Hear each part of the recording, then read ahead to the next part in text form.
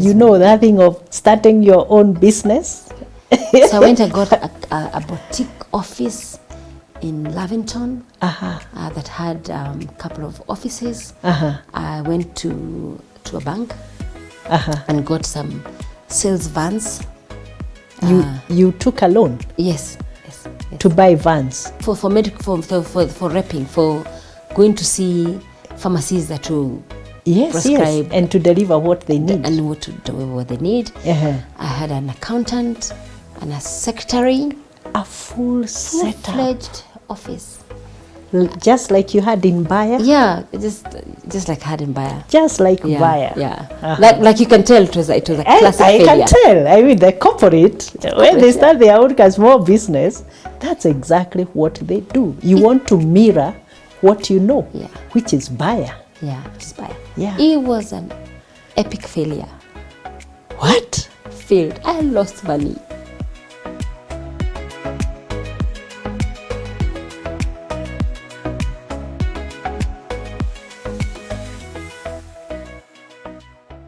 What did you start? I started the Roche sales. I was convinced by the South African counterpart to start your own business, and then you make a margin of the business. So you are collaborating. So I got an agency franchise, or a franchise? An agency contract. I was the only agency exclusive person to buy the Roche products here. And they were good products. They were vitamin lines. They were very good products. Health and wellness. They were over-the-counter meds. Okay. Mainly over-the-counter medicines. So they sent me one consignment, and that was it. But this is what I did, which is really a lesson. Tell us. People are listening. You know that thing of starting your own business? So I went and got a boutique office in Lavington that had a couple of offices. I went to a bank and got some sales vans. You took a loan? Yes.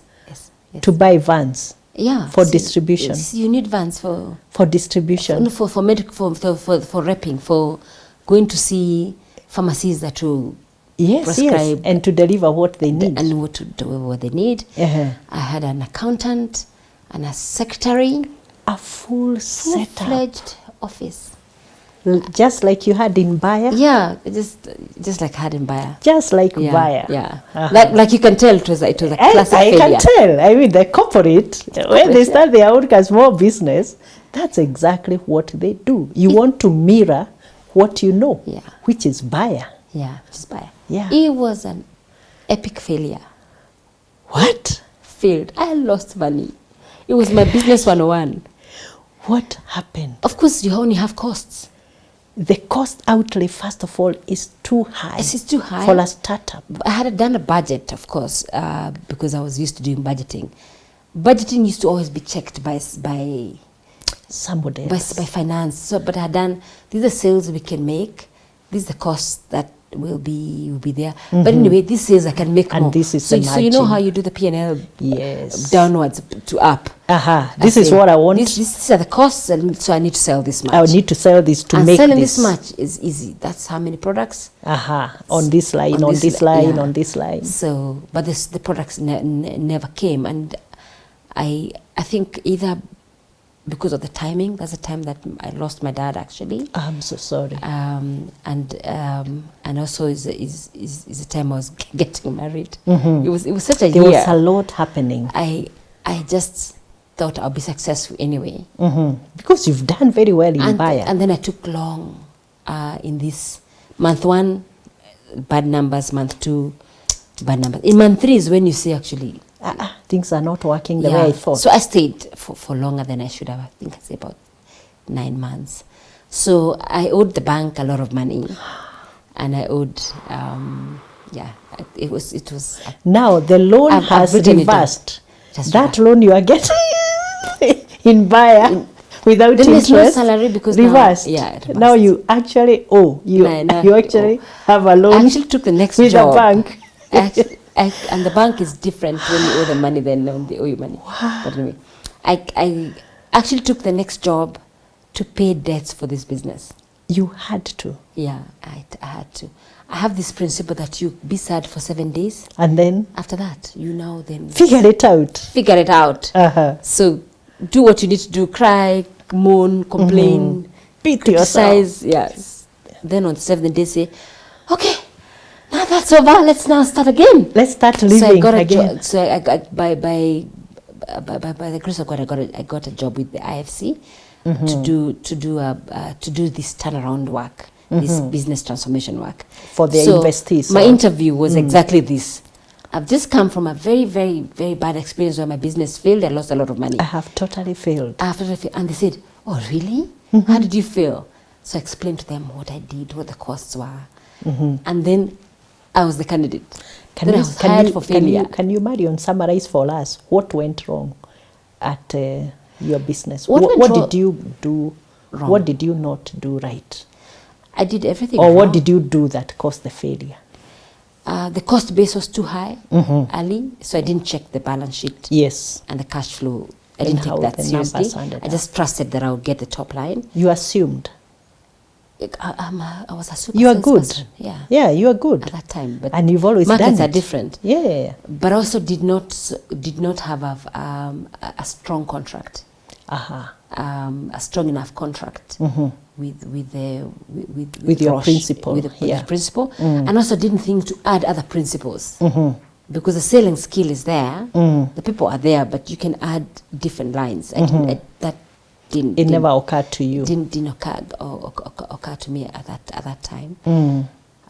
But that was such a necessary failure. I think my head was getting big. The lessons you learned. The lessons I learned was okay. Yeah, we are always reminded that failure is part of success. Yes. But only if we take the lessons and learn from them. Yes. And then we move on. We are able to get unstuck.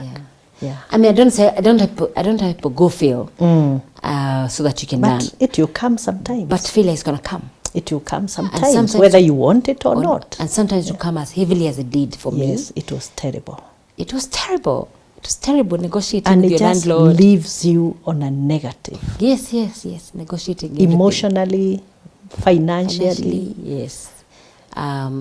So then I went to Zambia. So now I have my first... With IFC. With IFC. And this is a company that was in the hands of the bank.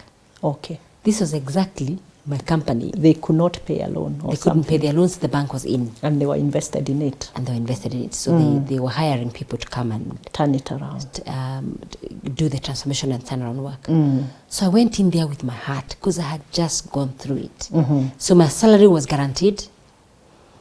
So to pay my loans for business, my business. But now the work here was now what I cut out. So I started my turnaround work then. Yes. So I left Zambia to be MD at Cadbury. And then after that to Unga. Then the rest of my career formed from that failure. So that failure was such a wonderful transition because my career does sound like it was going well, but that deep was a catapult. If I may just ask you, what did you learn about yourself from that failure? I think I learned that I listened well about that success is how you rise from failure. I listened well in my childhood. And I also learned that that resilience is something you build within yourself. And now I understand why experience was always on job descriptions, because there's a level of maturity you get in doing business, just like as growing up does, that you need for certain roles. So the maturation happened. So I learned that maturity, and no matter how good you are at something, you need other aspects of the business to work, and especially other people. So you can't rely on this one skill of yours and say this is the thing and nobody has it, and it's going to help me. So now performance management, people development process is a thing I drive since then. I learned a lot about myself. Wow. And how did you land at BOC? BOC Gases. Gases. Yes, BOC Gases. It's like you're traversing all sectors, industries. Sectors and countries. And countries. Yeah, so after Cadbury, I went to Unga. After Unga, I went to Botswana. To Botswana. To do what?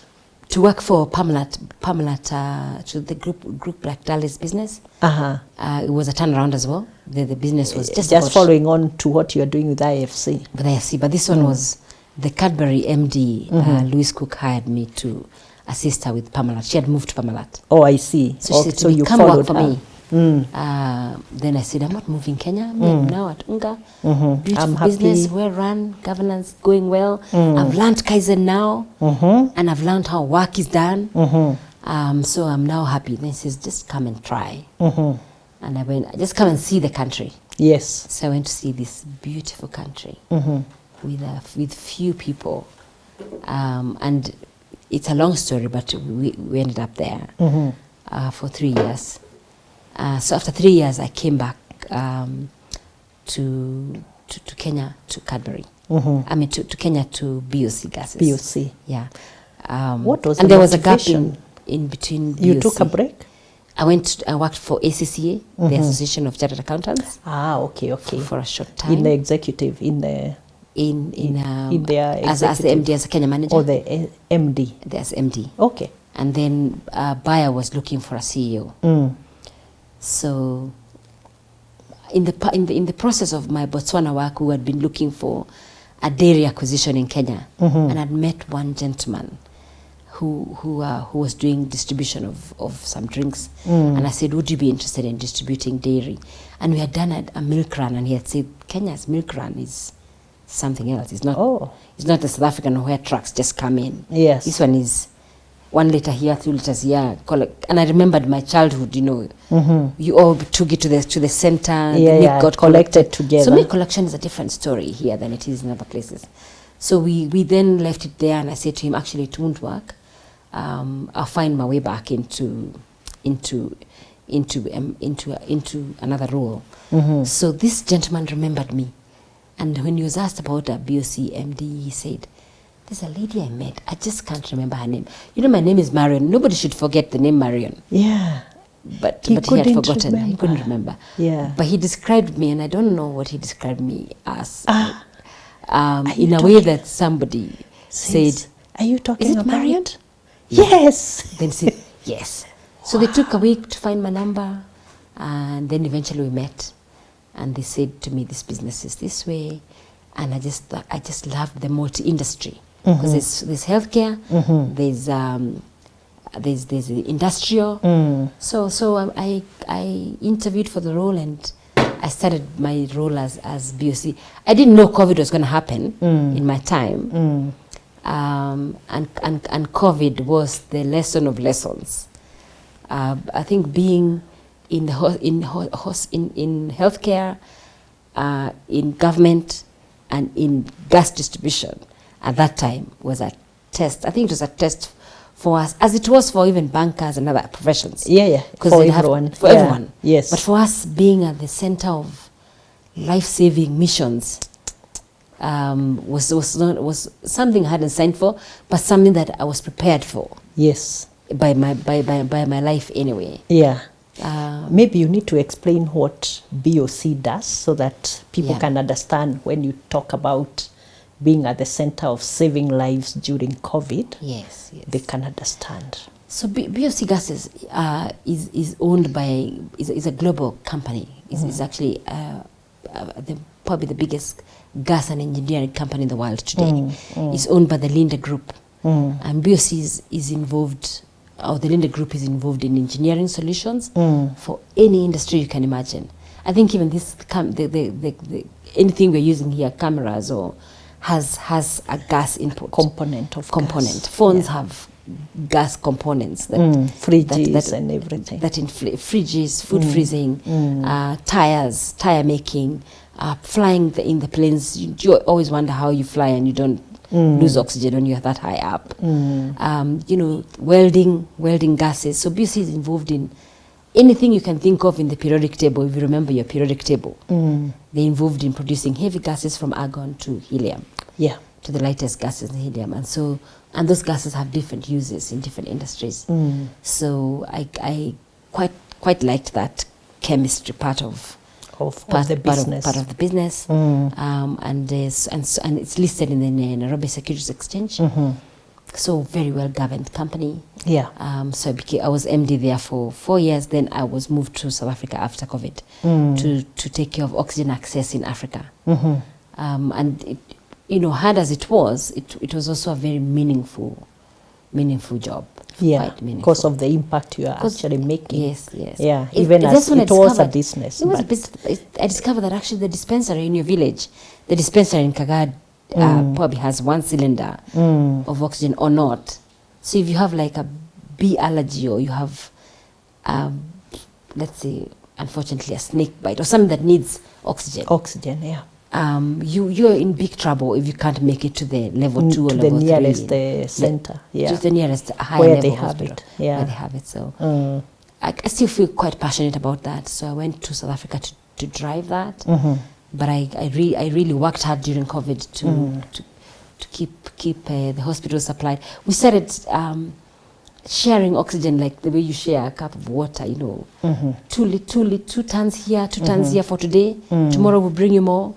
So it was a distribution mission for us. And then we studied this disease and how it came, and how people lost their lives, and what to do in the next crisis. And what we could do to support them. Support it, yeah. So I ended up in South Africa until August last year. Okay. Yeah. So what did you have to do in BOC? Because we've read that by the time you became the MD, the company was going through quite a number of challenges and sort of almost needed a turnaround. Yeah. Is that true? Yes. So since Zambia, every other business has had an aspect of turnaround, and that's the attraction I have to these companies. Yeah. So I went to BOC to solidify the industrial gas business, which is what you see as welding gases, gases in the motor industry that do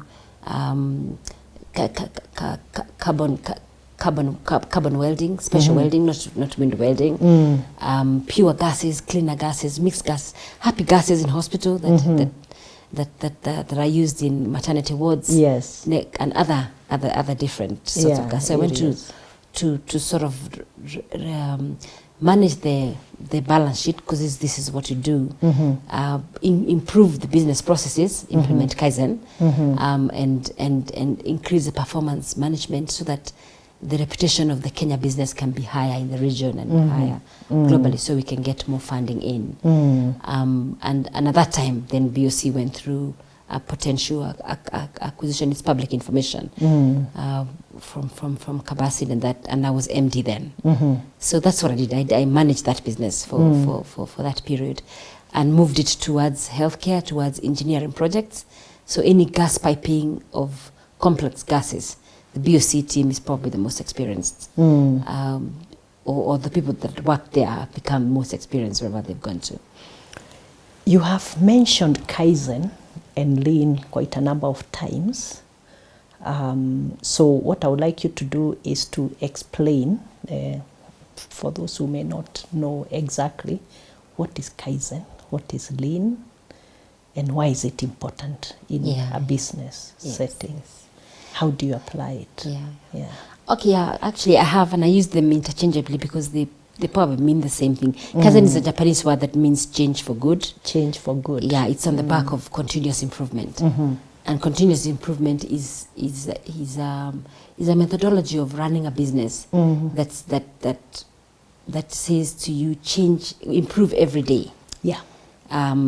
Because incremental improvement gives you big compounded improvement. Even if you think about the discussion you had recently about the power of compounding. If you can compound a habit, yes, a habit of gymming or a habit of something, and achieve amazing results. So continuous improvement is the back of change for good. It started in the motor industry. It's with the Japanese and the every other industry has adopted it. And then lean is not like reducing people. Lean is just the habit of eliminating wasteful activity, things that and resources. Because in every business there's value-adding activity and non-value-adding activity. So value-adding activity is what a customer will be willing to pay for, and non-value-adding activity is what they wouldn't be willing to pay for. So it just becomes a cost, which is becomes not a cost. paid And there's for. some costs that you must take. Yes. For example, in a business, holding a meeting to discuss a problem is non-value adding because the But customer it's won't pay, necessary. but it's necessary. So you start measuring what is non-value adding and what's value adding.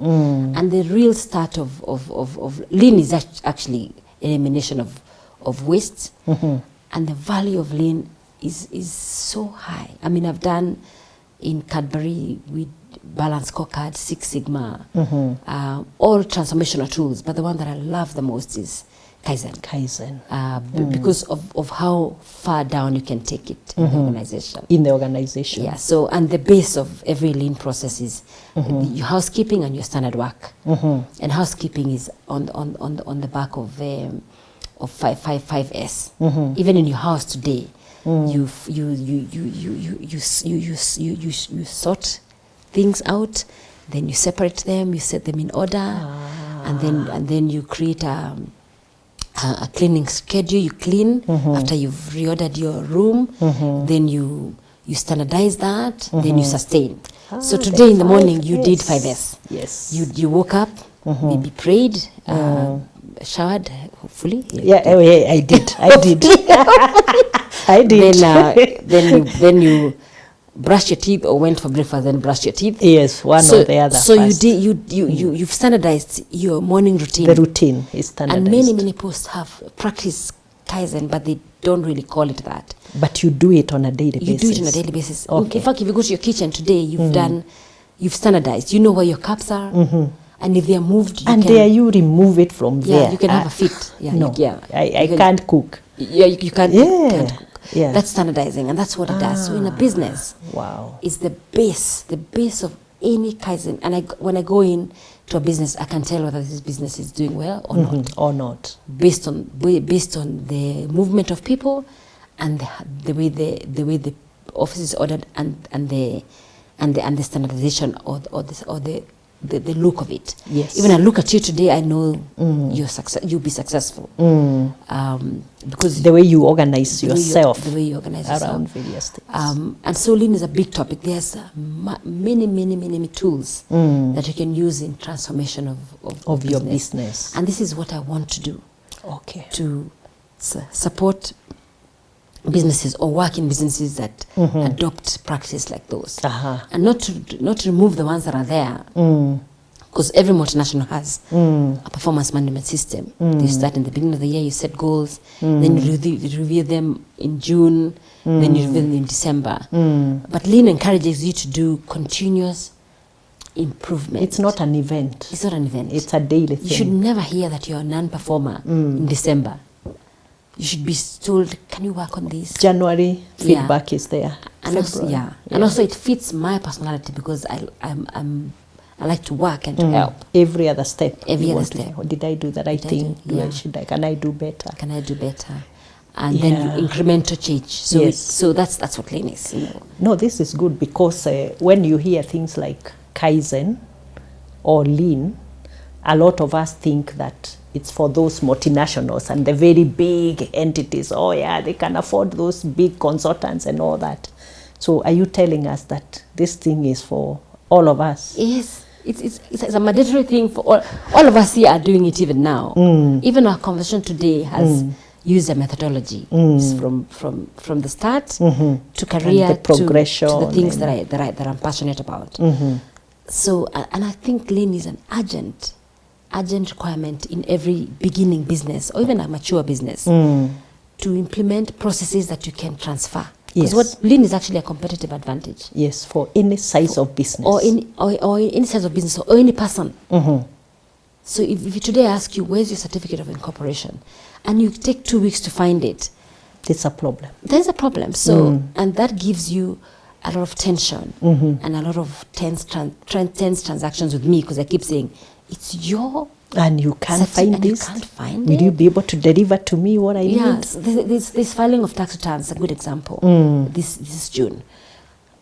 Are you going to run on 29th? Won't we all run on 30th and Why? the system will collapse Yes. for sure? But why? You can't file. And every year, It's the same same story. date. So, in when you're starting your business, you just understand what you need to do to plan, to do, to check, and to act. It's called the PDCA model.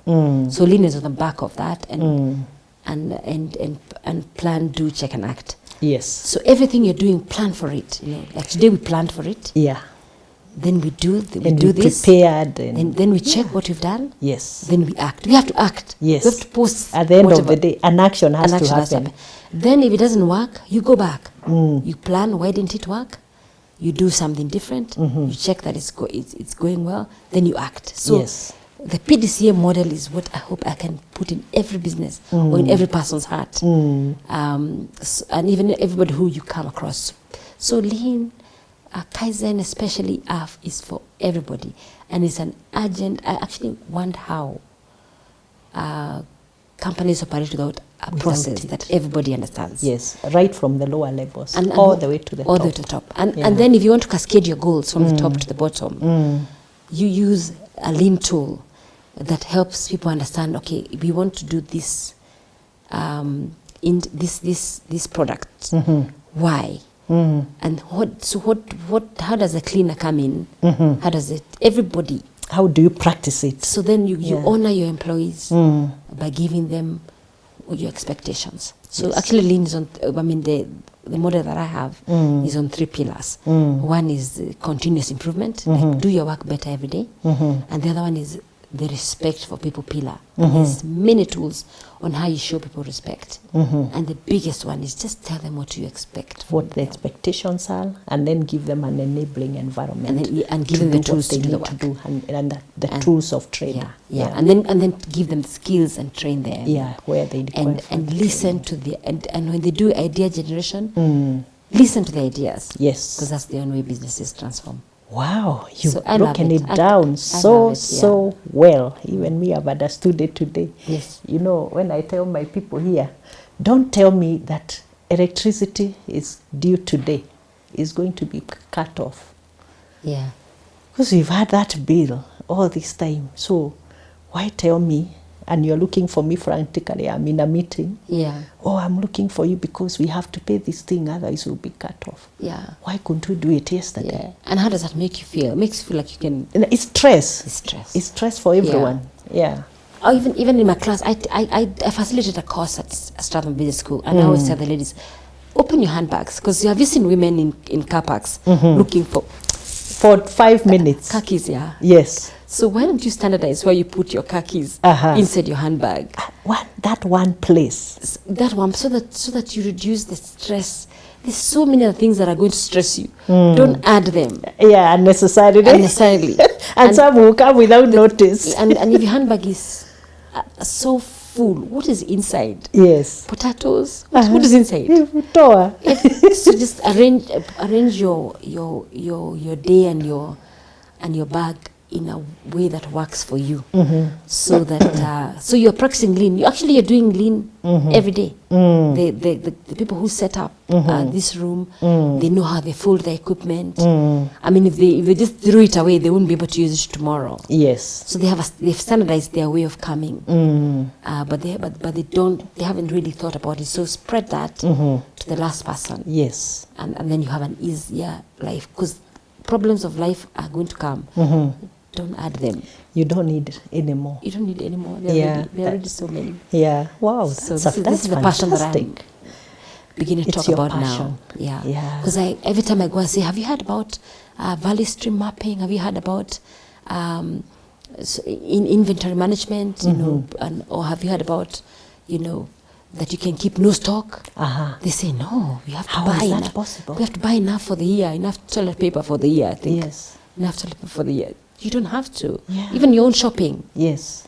Or shopping for the office. If you shop for 5 kilos today, they will last you a month. If you shop for 2, they also last you a month. And nobody will complain there's no sugar. So whatever excesses you have, will go into waste. Yes. So just try to get better with. Is there an element of psychology in that? How we use what we have? Because I have 5 kilos. Yeah. Or even in your pencil case, you've got 5 blue pens. Yes. Why do you have 5 blue pens? Because one might fail. Or why is it necessary? Why do you have 5 blue biros or pens? No, I collect mine from conferences. So I have one for Serena, one for Marriott Hotel, one for White Sands for that Mombasa conference. And put them all together. So they are all there. I don't remove them. Yeah. You know, it's scientifically proven that actually causes you stress. Because you have to go and choose one. So all of them are blue. Yes. So which one do I pick? Maybe you won't choose Marriott if you see a Marriott person. How many times do you meet that person? Never. Actually, you pinched. Well, I don't know if that's pinching. You just collect pens. Yeah. But you can collect them and put them aside. Put them use somewhere them as they and pick or one. give them away and pick one. Yeah. So that you reduce the tension in your personal life. Yes. Fast. So lean is for everyone. Yes. And I can't wait to do that. I've done that in every business that I've been in for the last 15 years. And I've tested it and it really works. Wow. Now let's change gear and then you tell me, how did it feel in August of 2024 walking into Standard Group PLC? It was August or July? Was August. Yes. It was August, yeah. August. Yeah, that much I knew. I think I read in the news. Yes. How did that feel like? First of all, going there was, okay, let's start from why did you go there? That's a very loaded question.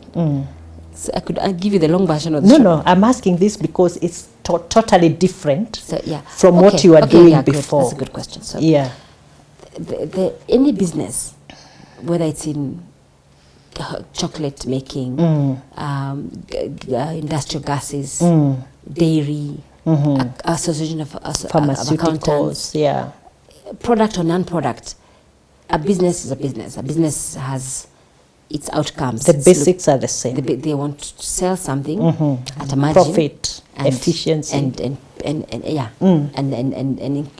improve the way they do the business, and that's what every business does. And so does the media business.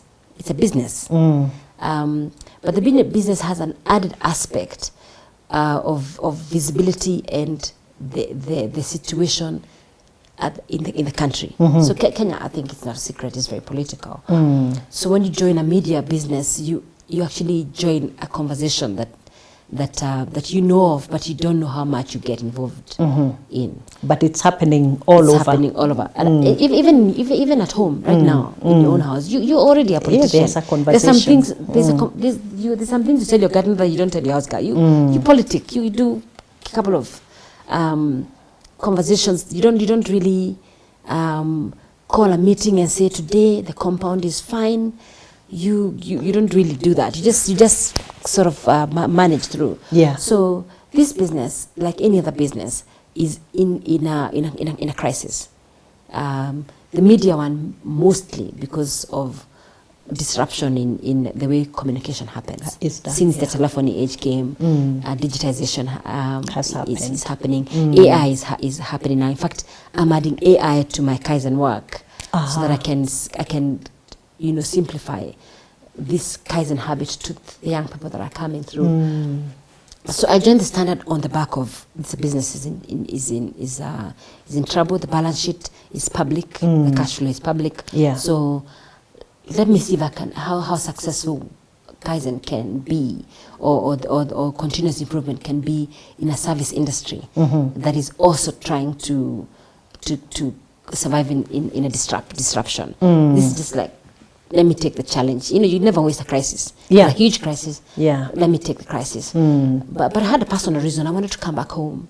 Okay. I wanted to come back home to a business that understands that it's in trouble. There's one thing that is clear. Because sometimes you go to a business, you tell them you guys are in trouble. They say no, it's only this year. They are in denial. But this industry, nobody's denying that there's a disruption. So I thought, what a nice thing to go to a business that understands they're in trouble. So we can start from day one root cause analysis, digitization projects, who is going to help us and so on. So I came back home to a meaningful business that impacts people as well. Because I also understood that being the voice of people is an important responsibility. And being for the state is even more important. Yes. And of course, we've been understood for different things. So how I felt when I walked in was, let's do this. Okay. Look, we've got archives of 120 years. We can digitize them, and we can also decide what to do with the way people consume information in this day. I mean, things change and turn out differently as time goes by, and that's what as a leader you do. You take the challenge. You see what you need to be resilient about and what you need to change, and you build on it. So since August, that's what you've been doing. Yeah. Okay. And with the priorities that we had have all been achieved, we will be very successful in the rights issue, and hopefully create another business that will keep information flow in the country going. But I felt I felt the same way I feel every time I join a new company. What's the biggest problem? How do you guys feel here? What's the culture? And the premises is really beautiful because it's a converged center. Yeah. And then I walk around and met people, and I thought, wow, the same feeling of like, oh gosh, can you help us, or can we do something together? And so this has been almost a year now. Yeah. That's going to a year. Yeah. But just tell me, because also this is public, you walked into a business where no one is happy. I mean, the employees are not being paid their salaries. What did you have to do on day one, or let's say the first 100 days instant? I think the first 100 days is to understand the problem from the source. Because one of the things that has really, really surprised me in the last almost 1 year is how much people believe things that are not true. The perceptions and the myths versus the truth. Whoever sends out information fast gets believed, and whoever is more dramatic gets even believed, especially if it's sensational. Yeah, especially and sensation is a big seller. So, and Kaizen always says, I mean, the way that I understand business work is understand the problem from where it is. The root cause. From the root cause. Go there. Don't listen to a rumor about your friend and believe it. Your maturation needs to reach a point where you say, let me go to the place or go to the Gemba and understand the problem from where it is. See the problem from where it is. There's a lot of happy people at the Standard Media. Okay. It's very happy. There's a lot of happy consumers of very good content. Yeah, very good. We've got a show called The Rich Man in Lazarus. Yes. I mean, the audience is... It's a positive story. It's huge. We've got the Situation Room in the morning. It's huge. People love to tune in. So there are very many stakeholders. But the one that is sensitive and the one that also touches me. I mean, my own business has failed before, so I have a strong feeling about a business failure. Business failure, or the people, how people get affected by a business failure is a very hurtful feeling. It's a very hard feeling. So I walked in knowing that, but the truth on the ground is that there's a lot of very committed people in that business, and a lot of good things that happen, and also a lot of bad things that happen, and that maybe that's the same for other businesses. But it's a media house, so everything is visible. It's in the limelight. Everything is the limelight. People in other businesses that are not public, things that happen in there don't get as pronounced as they do in a media house. But I'm not underestimating the fact that the industry is in a lot of trouble. So being aware of that, then what do you do? So you first get the people who have started in that business for 25 years. It's up to now. Wow. So you get to learn the genesis of the problem with the root cause analysis model, and really get countermeasures that can work, and get them involved, because that's part of respect for people. and continuous improvement. And then speak to the other stakeholders, people that you owe money, the legal people who have processed cases against the company, and those who we have processed cases against. What really happened? This problem has been in this business for 7 years. So I was aware of that, and I think everybody's aware of that, but more now that I'm there, that this it started now. It didn't start now. Disruption started 7 years ago. Yeah. And the battle is going to be won at the point at which everybody says, yes, this is a problem, and we as all stakeholders, including government, need to secure information flow for the sake of our country. And that is my hope. That all the stakeholders will understand the importance of journalism in progression. Right now, you can use anything anyway. You can understand something anyway. You can learn it very badly, but until the convergence really happens, including stakeholders who feel harmed today, that the voice of society is an important part of the development of a country, then it will be a good story in the end. Yeah. So the personal decisions that I will make, or the personal ones that other people will make, will be their personal decisions based on where they are. But my awareness of the business was quite high. I think there's also the general belief that the media in our region, not just in Kenya, has lagged behind in terms of adopting digitization fully, for, of course, becoming more effective in the role that they play, but also preserving their business models and growing their businesses. What's your view about that now that you've been there for a while? It is true. Digitization is expensive. And also the early adopters on the mobility, on the technology space. You can use your phone today to do pretty much information. You can spread information faster than any media house. Yes. Just now. In fact, most stories that you see coming up that have so much detail are taken on phones because you were there. Yes. And now you can send information as fast as possible. So true, the adaptation of digitization has been very, very slow. And also the change in that digitization is happening every day. The speed the people that you see is very high. So unless a media house or takes up the mindset of Google or the other communication spaces, by the time they implement this, it's old. Yeah. By the time they implement this, it's old. They're always lagging behind. You're always lagging. I keep saying that your phone number, your phone level of whatever it is, iPhone 14, 15 or 16. Next year there'll be 18. There'll be 19. It will be history. It will be history, but that doesn't affect you as much as it affects a business that's actually doing that for commercial benefit. So the speed has been high. It's expensive, and then you need scale scale and adaptable minds that are developed to come and transition that business into newness, into value in the eyes of the customer And the consumer. as I said earlier. So that's a common challenge. That's a great point. And I think my thoughts about digitization is urgent. It will not be done by one person or by one media house. It has to be done by all the stakeholders, whether they like each other or not. Yeah. They have to stop collaborating, even as they compete. Yes. Yeah. Okay, that's great.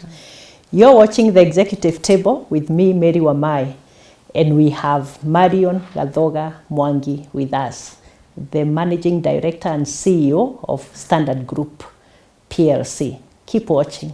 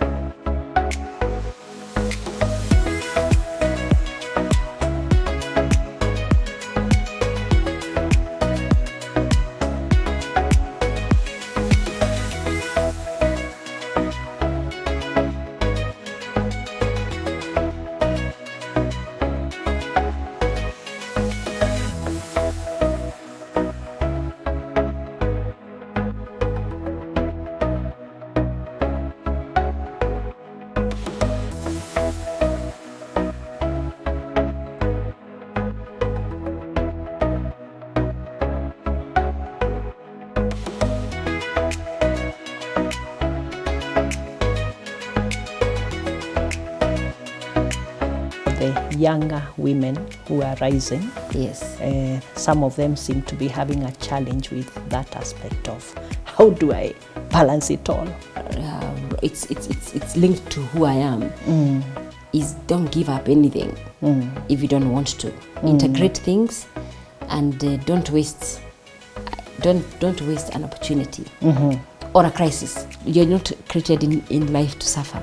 Yes. To suffer your job. If you're suffering your job, it's either the wrong job or you're applying yourself the wrong way.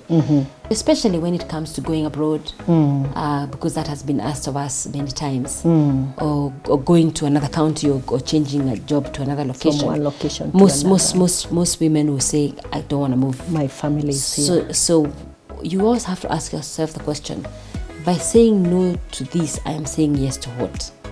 What does it take? And what do I have to do to join a board? I think first of all is your motivation to become a board member. Because becoming a board member is an act of service. No board can actually compensate you for the risk that you take.